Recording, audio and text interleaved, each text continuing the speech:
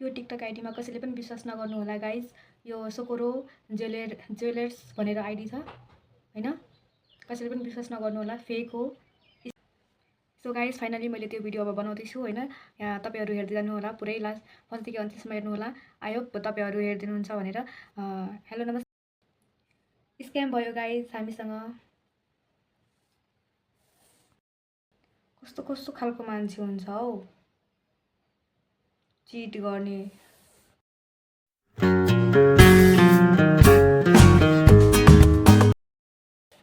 Hello नमस्ते, welcome and welcome back to my channel पुकु ब्लगमा।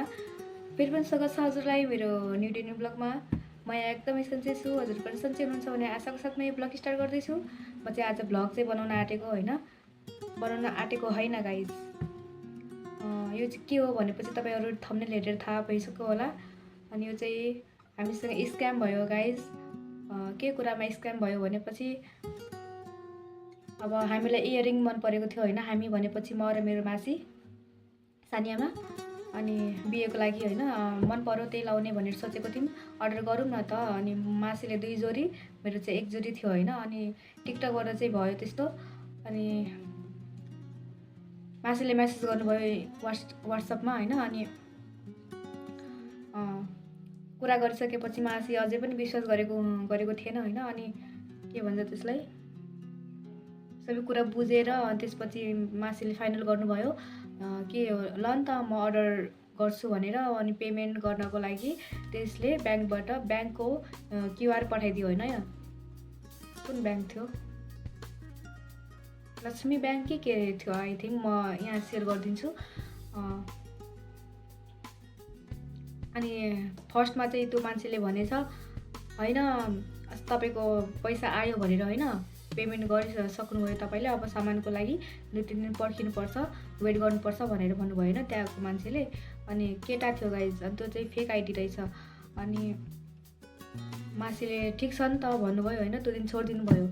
अनि अर्को दिन फेरि मेसेज गर्नुभयो मासीले व्हाट्सएपमा हैन।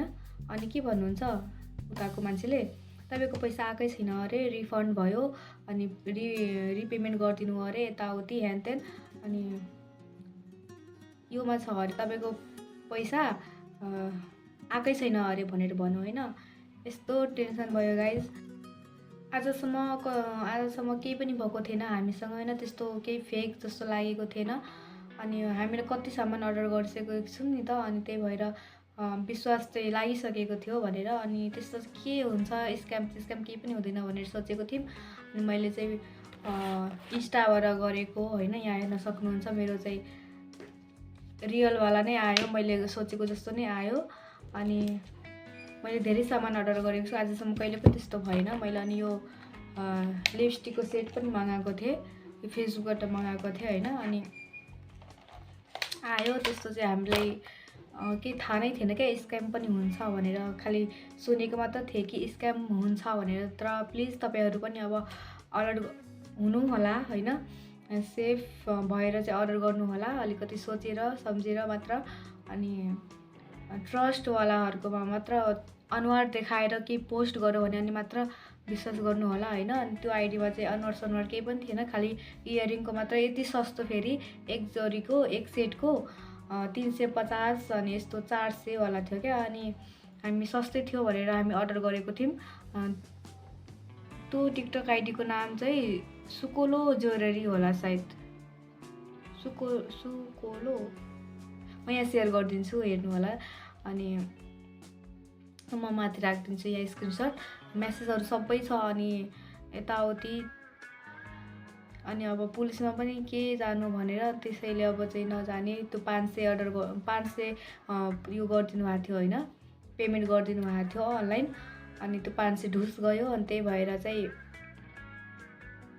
यो बारेमा पनि केही बनाम भनेर सोचेको छु हैन। अब त्यही बनाइरहेको छु, तपाईहरु सुन्नु होला। अनि के अर्डर गर्नुहुन्छ भने अलिकति आफू पनि सेफ भएर चाहिँ अर्डर गर्नु सामानहरु।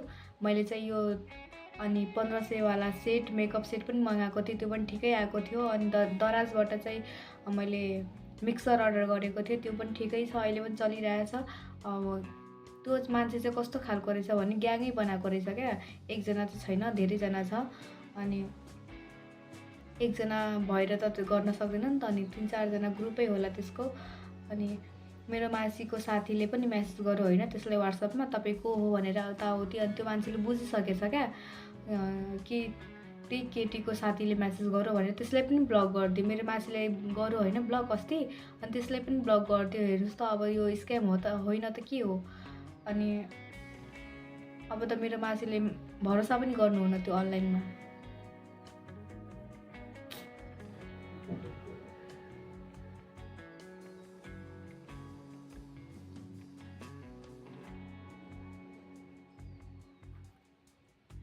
सो आई रिक्वेस्ट, म त्यही भन्न चाहन्छु होइन, तपाईँहरू पनि अलर्ट भएर अर्डर गर्नुहोला सामानहरू।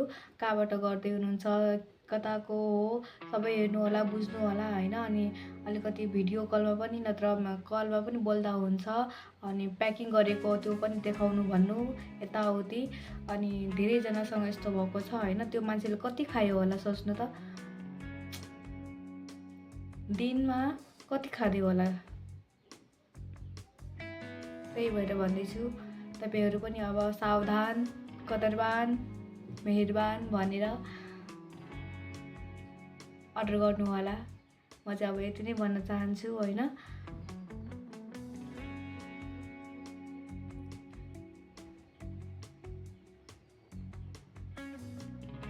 फर्स्टदेखि अन्तिमसम्म हेरेर साथ दिनुहुन्छ भन्ने आशा छ होइन। तपाईँहरू बुझ्नुहुन्छ। मेरोमा लाइक चाहिँ आउँदैन होइन, लाइक आए नआए पनि म भिडियो चाहिँ हालिराख्छु, भ्युज चाहिँ अलिअलि आउँछ। अनि यस्तै हो, नआए पनि नआए पनि म चाहिँ हालिराख्छु। मेरो टपिकमा म के गर्छु दिनभरिमा त्यो पनि हालिराख्छु। आजको लागि चाहिँ म यति नै भन्न चाहन्छु। हस् त, धन्यवाद, बाई बाई।